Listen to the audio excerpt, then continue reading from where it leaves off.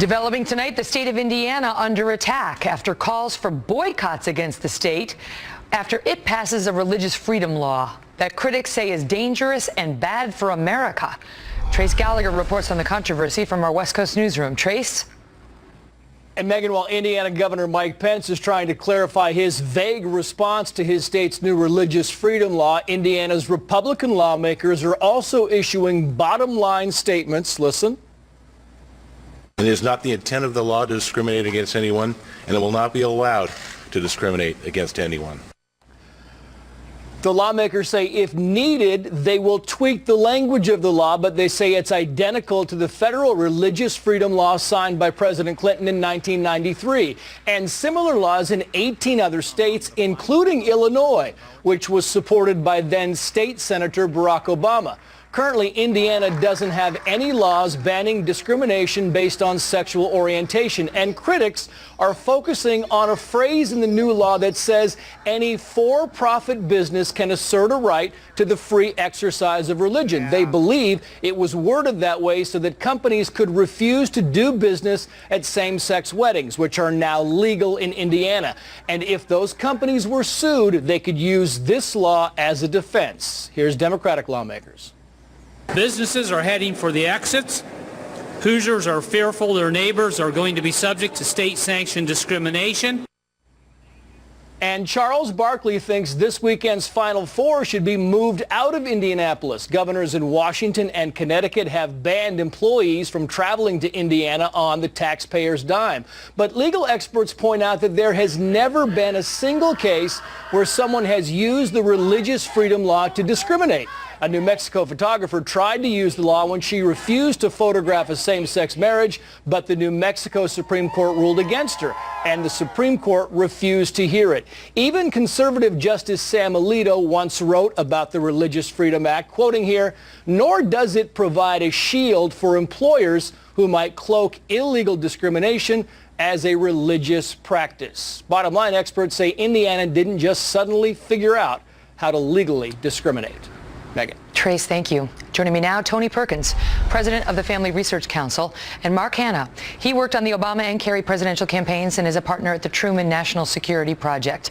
Let me start with you on this, Tony, because I was just on O'Reilly a short time ago saying that 19 states in the union have similar laws. There's a federal law that looks like this. So what do you think it is about the Indiana law? What is different here that is so upset people in your view? Well, it's hard to tell. I mean, like Governor Malloy of Connecticut saying that he's banning people going to Indiana when he has actually a stronger RFRA law in Connecticut. I mean, the lunacy of the left here is it's hard to identify what's driving this when you look at the fact that Indiana, as you said, joins 19 other states plus the federal government. So I guess these guys aren't going to come to Washington, D.C. because of the federal RFRA signed into law by Bill Clinton back in 1993. Mark? So really, the question is what has changed? Mark, go ahead. Yeah, it's not like the 19 other laws. Tony, I have tremendous respect for his religious convictions, but this isn't like the other laws. The thing that's different about the Indiana law is Section 9 that allows for businesses or entities or individuals to discriminate against other individuals. It doesn't allow for discrimination. Don't mischaracterize the wording. This is a defense. It gives them the right to raise the defense. It gives them the right to raise the defense about why they don't, make provisions of goods and services to different people based on a religious ground. None of the other 19 laws, nor does a federal law, allow that, with the minor exception of Texas. But even in the case of Texas, you have civil rights protections that gays and lesbians are afforded that you just don't have in Indiana. So, look, this is a fake and phony. Texas doesn't have it. So this is the thing. This law doesn't. A lot of folks on the left are saying, okay, so a lot of the states that have a religious freedom law also have a state law that recognizes gays and lesbians as a protected class, that says you can't discriminate against them.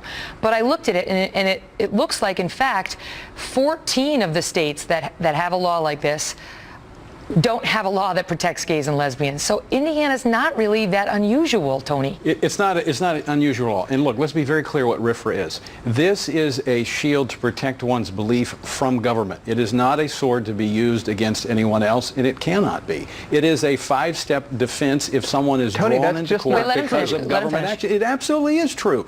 This is only a defense, and it is not an iron-clasped a defense at that, as has been pointed out. In some cases, it has not worked in court as a defense. In all cases, when raised with respect to the gay rights issue, in all cases it has failed. Go ahead, Mark. I will just say, in Indiana right now, since this law has been passed, I can go to a pizzeria with my wife and a gay couple that we're friends with, and we can be refused service because... Oh, that's absolutely Tony, wrong. this is not fiction. No. This is are absolutely wrong. But just let me finish my point. Go ahead. The supporters of this law, including Advance America, used the case that people, like if you're a florist or a cake maker, you can refuse service to provide these services you're using to gay two weddings. Wait, let me just say something. I'm not Let me just say something, and I have to give the floor back to Tony. But let me just set the matter straight legally.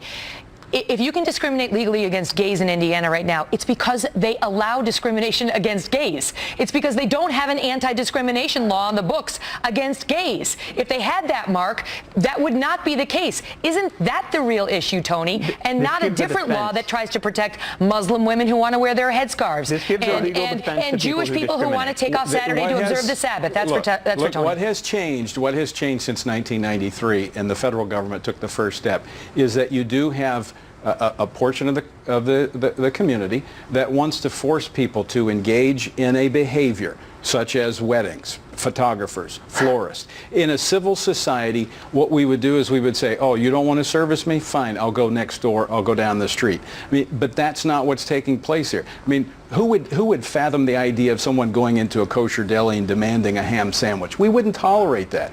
If we will simply respect one another, we'll get along, but that's Tony, not what's happening. Do you think a photographer should have the right to say, no, I'm not going to sell my services to a law-abiding, freedom-loving, God-fearing gay couple because they don't necessarily share my beliefs? Let me just ask you to clarify the question. Let me ask you to clarify the question. Hold on. Let me ask you to clarify the question, Mark, because it's not that they wouldn't offer their services to gays and lesbians, because in the case at issue, they did offer their services to gays and lesbians. They actually furnished flowers for the gay couple repeatedly, had no problem with them being gay. They just didn't want to do it. They just didn't want to do it at the wedding. Right, and they would have a legal defense for saying no to doing that.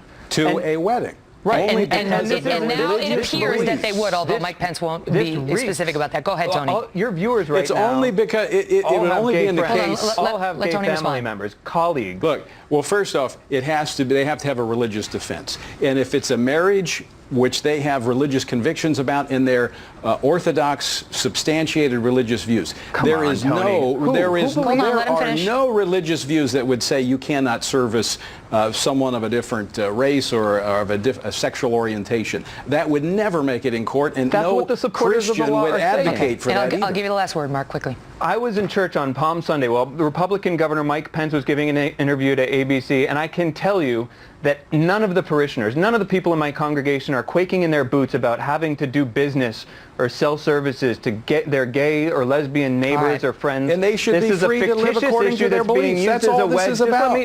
Give Americans the freedom to live according to their beliefs. Sorry, you guys. I'm sorry. My apologies. By conservative politicians. I would not rap you for anybody, but Jesus is here next. You're wrong. So he outranks you. Goodbye.